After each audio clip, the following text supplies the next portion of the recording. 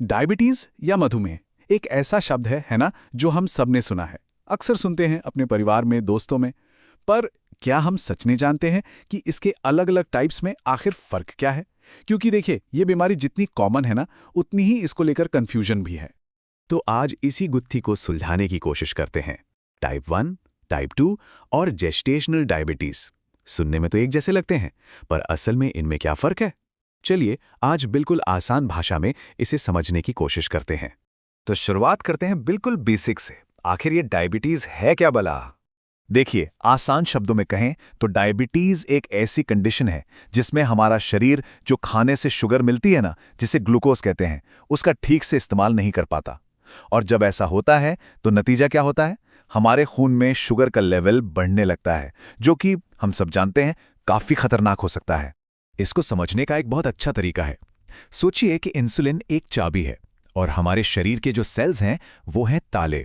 ये चाबी इन तालों को खोलती है ताकि शुगर यानी कि एनर्जी सेल्स के अंदर जा सके। अब डायबिटीज में क्या होता है? या तो ये चाबी बनती ही नहीं, या फिर चाबी तो है पर ताला ही खराब हो गया है, वो खुल नहीं रहा। ठीक है, तो अब जब हम बेसिक समझ गए हैं, तो चलिए अब बात करते हैं डायबिटीज के उन 3 मुख्य प्रकारों की और देखते हैं कि उनमें आखिर अंतर क्या है। तो यहां पर जो 2 सबसे कॉमन टाइप्स हैं, उनके बीच का फर्क एकदम साफ हो जाता है। एक तरफ है टाइप 1, ये एक ऑटो इम्यून कंडीशन है, मतलब शरीर का अपना ही डिफेंस सिस्टम गलती से इंसुलिन बनाने वाले सेल्स पर अटैक कर देता है। और दूसरी तरफ है टाइप 2, जिसमें शरीर इंसुलिन तो बना रहा है पर उसका सही से इस्तेमाल नहीं कर पा रहा। इसी को इंसुलिन रेजिस्टेंस भी कहते हैं। पर रुकिए, कहानी यहीं खत्म नहीं होती। एक तीसरा और बहुत ही खास टाइप भी है जिसके बारे में जानना जरूरी है, और वो है जेस्टेशनल डायबिटीज। जैसा कि नाम से ही थोड़ा अंदाजा लग रहा है, ये सिर्फ प्रेगनेंसी के दौरान होता है। होता क्या है कि प्लेसेंटा से कुछ ऐसे हार्मोन्स निकलते हैं जो इंसुलिन के काम में अड़चन डालने लगते हैं। हाँ, इससे माँ और बच्चे दोनों के लिए रिस्क तो बढ़ता है, पर अच्छी बात यह है कि ज्यादातर मामलों में डिलीवरी के बाद ये अपने आप ठीक हो जाता है। तो सवाल ये उठता है कि डॉक्टर्स कैसे पता लगाते हैं कि किसी को डायबिटीज है? इसका जवाब छिपा है कुछ खास नंबर्स में। इसके लिए डॉक्टर कुछ स्टैंडर्ड ब्लड टेस्ट करते हैं, जिससे खून में शुगर के लेवल को नापा जाता है। सबसे पहला और कॉमन टेस्ट है फास्टिंग ब्लड शुगर। जैसा कि नाम से ही साफ है, ये टेस्ट सुबह खाली पेट होता है। अगर इसमें शुगर लेवल 126 mg/dl या उससे ज्यादा आता है, तो ये एक इंडिकेशन हो सकता है कि डायबिटीज है। फिर आता है एक बहुत ही महत्वपूर्ण टेस्ट जिसे कहते हैं A1C। इसकी खास बात यह है कि ये 1-2 दिन का नहीं, बल्कि पिछले 2 से 3 महीनों का एवरेज ब्लड शुगर बता देता है। अगर इसकी रीडिंग 6.5% या उससे ज्यादा है, तो ये डायबिटीज को कंफर्म कर देता है।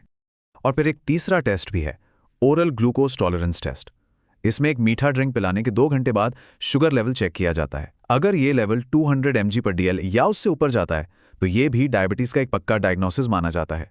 तो ठीक है, हमने ये तो समझ लिया कि डायबिटीज क्या है और इसके टाइप्स क्या हैं, पर अब बात करते हैं सबसे जरूरी चीज की, इसकी रोकथाम और मैनेजमेंट की।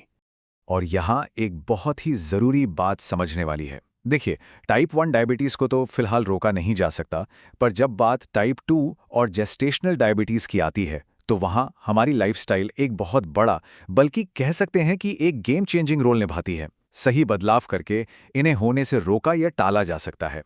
और रोकथाम के लिए 3 सबसे बड़े पिलर्स हैं। पहला, अपने वजन को मैनेज करना। दूसरा, हेल्दी खाना। और तीसरा, रेगुलर एक्सरसाइज। ये 3 चीजें बहुत जरूरी हैं। तो कितना एक्सरसाइज? टारगेट होना चाहिए हफ्ते में कम से कम 150 मिनट की मॉडरेट एक्टिविटी, जैसे कि ब्रिस्क वॉकिंग। अगर आप सोचें तो ये दिन का सिर्फ 20 से 25 मिनट ही होता है। मतलब ये एक ऐसा टारगेट है जिसे आसानी से अपनी रूटीन में शामिल किया जा सकता है ना?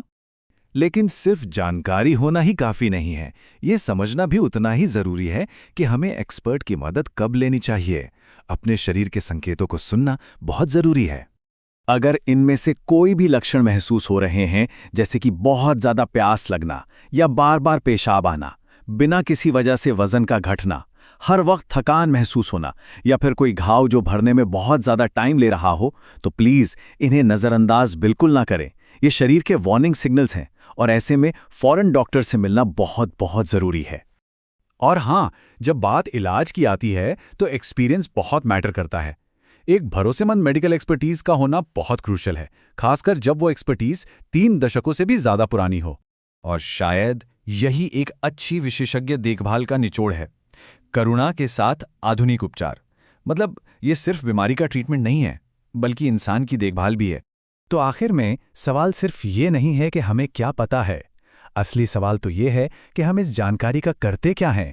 क्या अब वक्त आ गया है कि इस समझ को अपने स्वास्थ्य के लिए एक एक्शन में बदला जाए?